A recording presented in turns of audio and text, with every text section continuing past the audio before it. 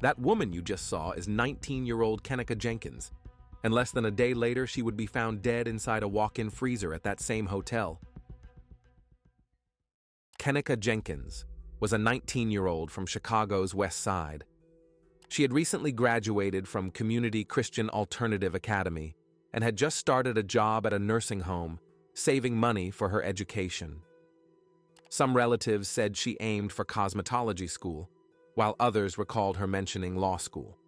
On September 8, 2017, Kenneka told her mother she was going to a movie and bowling with friends, but instead attended a hotel birthday party with her best friends, Manifa Shelton and Irene Roberts.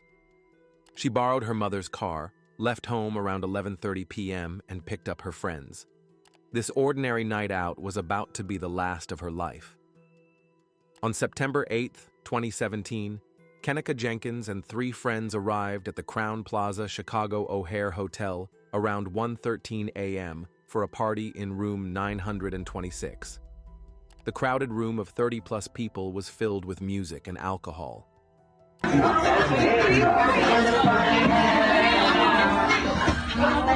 Witnesses later reported that Kenneka drank cognac and by 2:30 a.m. was noticeably intoxicated, laughing, swaying, and struggling to stand. A friend recalled that she was so drunk she had to hold onto the wall for support. There was no evidence of drug use.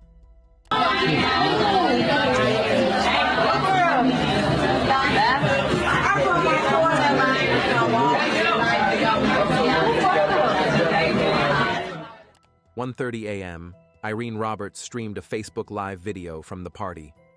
Though seemingly normal at the time, later internet speculation focused on eerie details, a faint voice possibly saying, "Help me," and reflections in sunglasses some believed showed Kenneka in distress. While online users dissected the footage, no one at the party appeared alarmed.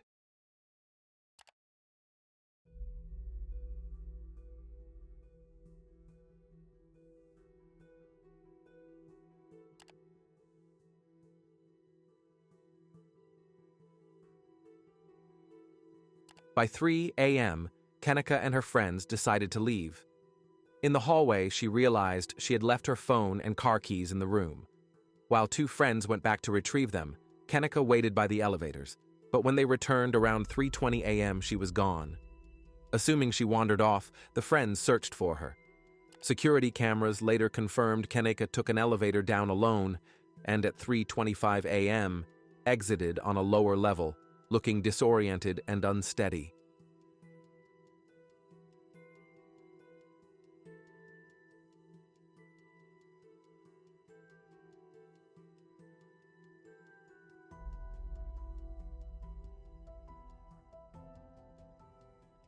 Over the next few minutes, cameras captured her stumbling through the basement hallways, trying doors and using the walls for support. At 3:32 a.m., she entered an unused hotel kitchen, wandering near a large metal freezer. This was the last time she was seen on camera. No footage showed her entering the freezer, as it was outside the camera's view. By 4 a.m., her friends, unable to find her, called Kenneka's sister and then her mother, Teresa Martin, who rushed to the hotel with family members to search for her. Despite extensive searching, Kenneka Jenkins remained missing for over 24 hours. Finally, at 12:25 a.m. on September 10th, a hotel employee and police officers discovered her body inside a walk-in freezer in an unused kitchen of the Crowne Plaza Hotel. Paramedics pronounced her dead at the scene, estimating she had been in the freezer for about 21 hours. The freezer was located behind 2 closed doors, explaining why initial searches didn't find her. Kenneka was found lying on her side, face down, wearing the same clothes from the party, but with 1 shoe missing, later found nearby. She had a small cut on her foot, and her shirt was pulled up, which alarmed her family. However, investigators suggested this could result from how she collapsed or a phenomenon linked to hypothermia. Crucially, there were no signs of trauma, assault, or defensive wounds. The freezer was on and functioning, with sub-zero temperatures and its internal safety release mechanism working. Investigators theorized Kenneka disoriented and impaired, may have accidentally trapped herself inside, unable to find the release handle in the dark, freezing conditions. By 3:08 a.m., the Cook County Medical Examiner's office arrived, and Kenneka's body was removed around 5:10 a.m. for an autopsy. Her mother and sister were shown the scene before her body was transported, a devastating moment for the family. The autopsy, conducted on September 10th, found no significant injuries, no signs of sexual assault, and no defensive wounds. However, there was brain swelling, common in cases of oxygen deprivation, and Wisniewski lesions in her stomach, a marker of hypothermia. While freezing to death was suspected, toxicology tests were conducted before officially ruling out poisoning or foul play. As the public and Kenneka's family waited for answers, many remained skeptical, unwilling to accept this as a tragic accident. After receiving a distress call from Kenneka's friends around 4:35 a.m. on September 9th, Miss Martin rushed to the Crowne Plaza Hotel and pleaded with staff to check security footage. However, hotel personnel refused, saying she needed an official document to access the footage. Frustrated, Kenneka's family and friends searched the hotel themselves, knocking on doors and calling her name. Hotel staff asked them to stop.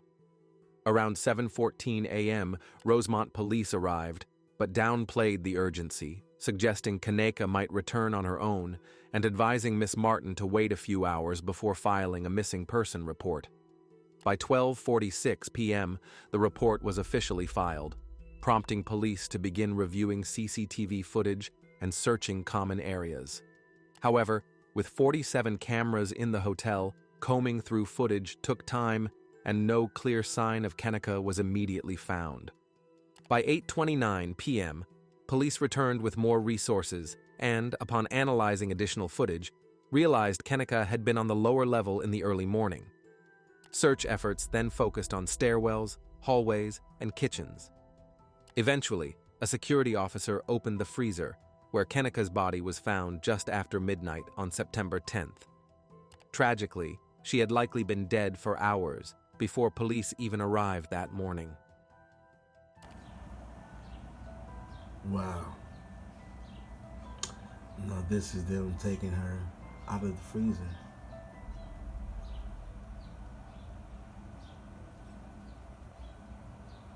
Man, there's so much footage. I mean, man, footage is just coming up and coming up and coming up. More and more stuff. I mean, I don't know if you guys have seen anything, but I ain't seen nothing about the police saying shit. It's like motherfuckers is just like basically fuck this case. That's all I'm getting. That's all I've seen.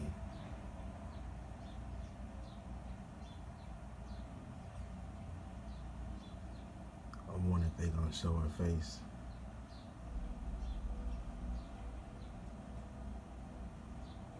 And this is actually where she was walking, y'all. Remember?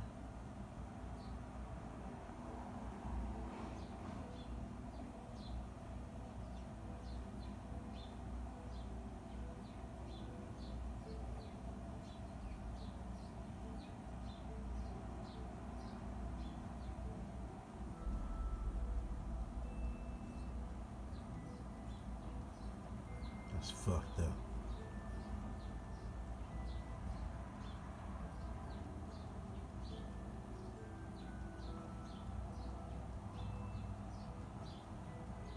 So what? The motherfucker just left her there?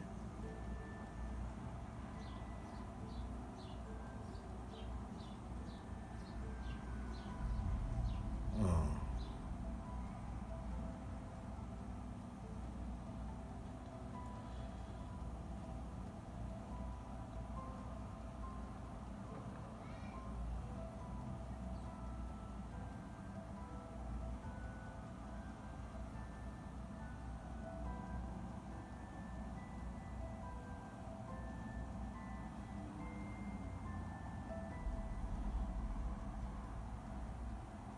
Miss Martin criticized both the hotel and police, believing earlier action could have saved Kenneka's life.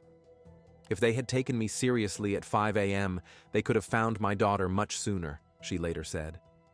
The sad reality is that Kenneka may have still been alive inside the freezer on Saturday morning, while her mother was just hundreds of feet away pleading for help. Officials defended themselves, stating the search was ongoing and unified, but the size of the hotel and uncertainty of Kenneka's whereabouts made it complicated.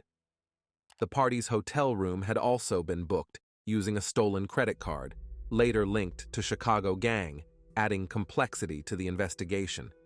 However, by October 2017, police closed the case, ruling out foul play. One of the most disturbing aspects of Kenneka Jenkins' case is the surveillance footage. While cameras captured much of her final movements, gaps in the recordings were deemed suspicious. Rosemont police reviewed footage from over 40 cameras, piecing together her route. At 3:25 a.m., Kenneka took an elevator to the lower level, then wandered the hallways, staircases, and main kitchen. At 3:32 a.m., a motion-activated camera captured her entering the empty kitchen and walking toward the freezer, the last time she was seen alive. No camera captured her entering the freezer itself, as it was out of view, leaving a frustrating gap in the timeline. When police released the footage in mid-September 2017, internet sleuths analyzed it intensely, with some suspecting editing or tampering. Theories emerged about missing footage or someone being edited out. Some viewers speculated that someone was following Kenneka after spotting a blurred figure in a hallway video, but police found no evidence of another person in her final movements. The only other individual seen on camera was a security guard making routine rounds an hour later, who never approached the freezer. From 3:32 a.m. until Kenneka was found, approximately 12:25 a.m. the next night, no one else seemed to have entered the kitchen on camera. Police concluded her death was a tragic accident, but many remain unconvinced. Even today, the mystery of the footage fuels debate, with online discussions continuing to analyze the blurry clips for answers. After weeks of investigation, the Cook County Medical Examiner announced on October 6, 2017, that Kenneka Jenkins' death was due to hypothermia, her body shutting down from cold exposure in the walk-in freezer.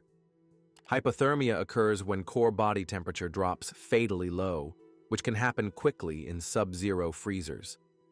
The autopsy found internal markers of freezing deaths, including stomach lesions and brain swelling, indicating Kenneka was alive in the freezer long enough to become unconscious and die of cold. Toxicology results showed a blood alcohol concentration, BAC, of 0.112%, above Illinois' legal driving limit of 0.08%, causing poor coordination, drowsiness, and confusion. She also had topiramate in her system, a medication for epilepsy and migraines, which can cause dizziness and sedation. Kenneka was not prescribed this drug, and it's unclear how she ingested it. However, alcohol and topiramate have a synergistic effect, meaning they amplify each other's impairing effects. The medical examiner concluded that this combination made Kenneka more vulnerable, causing disorientation, impaired judgment, and a faster onset of hypothermia.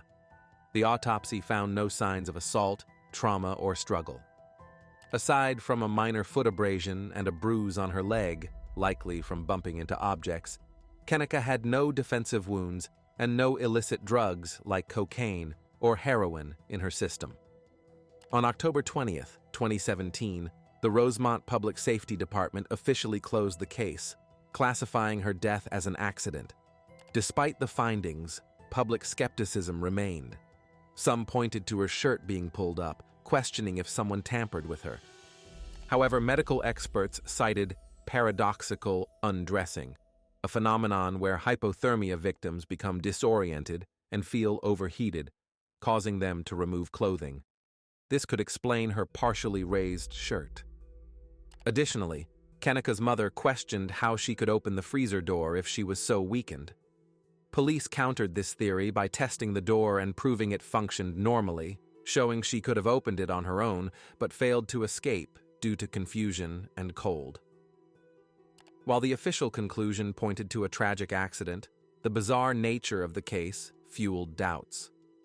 Many struggled to accept that a healthy 19-year-old could freeze to death in a hotel. The initial missteps in the search and public distrust allowed conspiracy theories to spread, keeping the case highly debated.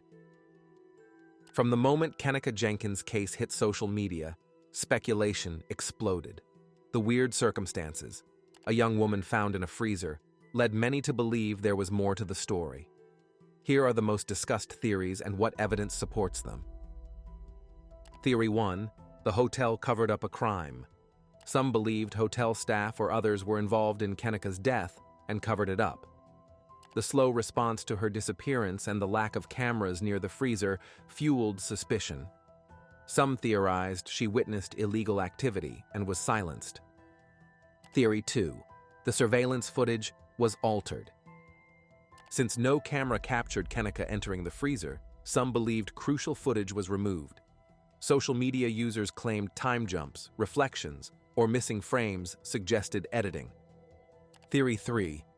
Her friends know more. Many questioned why Kenneka's friends left her alone and why their stories changed over time. Some reports initially said she disappeared in the lobby, later corrected to near the elevators. There were baseless rumors that her friends set her up due to jealousy or a conflict. Others speculated they covered up an accident, like an overdose. Their delay in calling Miss Martin, at 5 a.m. instead of immediately at 3:30 a.m., was criticized. They explained they searched on their own first and were afraid since they had Kenneka's car and belongings. Theory 4. Foul play by unknown persons. Theories ranged from assault to organ trafficking. Some thought people at the party attacked Kenneka, as they allegedly heard a "help me" voice in the Facebook Live video. Others pointed to her partially raised shirt, suspecting sexual assault. The organ trafficking theory gained traction due to a bizarre coincidence. Pop singer Selena Gomez underwent a kidney transplant around the same time as Kenneka's death. Some speculated that if the hotel was involved in organ trafficking, Gomez could have secretly purchased a kidney from them. This theory was further fueled by her song "Fetish," which features a scene in a kitchen freezer. However, this theory was quickly debunked. Selena Gomez's kidney donor was her best friend, Francia Raisa, a fact publicly confirmed. Additionally, Kenneka's autopsy report stated that all of her organs were intact, proving that organ trafficking played no role in her death. The sexual assault theory gained traction after an alleged witness came forward claiming to know what happened to Kenneka. This individual stated that he was in the kitchen area with the security guard nicknamed Macho, as they often hung out there to smoke. According to his account, they saw Kenneka enter the kitchen, visibly disoriented and drugged. She recognized Macho, indicating she may have known him. She told them she didn't feel well and needed help. The witness claimed that Macho offered to make her feel better, but instead began sexually assaulting her. At one point, he bit her chest, prompting Kenneka to slap him in defense. Allegedly, this angered Macho, who slammed her face, then picked her up and threw her into the freezer while she coughed and cried. Here is the screenshot of the official witness statement. The file doesn't exist anymore. It seems to have disappeared from internet. Pause to read. In the days after Kenneka's body was found, public protests erupted outside Crowne Plaza Hotel and the Rosemont Police Department, with supporters demanding a deeper investigation. Many called for an independent inquiry or FBI involvement, but police stood by their conclusion that no foul play was involved. Tensions occasionally escalated, leading to at least one arrest during demonstrations. By late October 2017, Miss Martin ended public protests, deciding to take legal action. In December 2018, her family, through attorney Jeffrey Feger, filed a $50 million wrongful death lawsuit against the hotel, its parent companies, the security firm, and the restaurant leasing the kitchen. The lawsuit argued that Kenneka's death was preventable, citing negligence in failing to secure the unused kitchen freezer area, delaying action when Kenneka was reported missing, allowing an unauthorized party with underage drinking. Additionally, the lawsuit criticized the public release of Kenneka's death scene photos, calling them graphic and traumatic. A settlement was reached in 2023, 6 years after Kenneka's death. Reports indicate the family received around $10 million, though terms remained confidential. Ms. Martin said the settlement brought some closure, but added, "No amount of money will bring Kenneka back." She hoped the case would push hotels to improve safety measures, such as installing cameras near freezers or locking unused areas. Despite the official ruling of accidental death in October 2017, public skepticism remains, and her case is still widely debated. What we know for certain is that Kenneka went to a hotel party and never made it home. May Kenneka Jenkins rest in peace. Thank you for watching this video until the end. Don't hesitate to tell me in the comments if you already knew this case or if you discovered it with me. And I'll see you next time with a new one. Stay safe.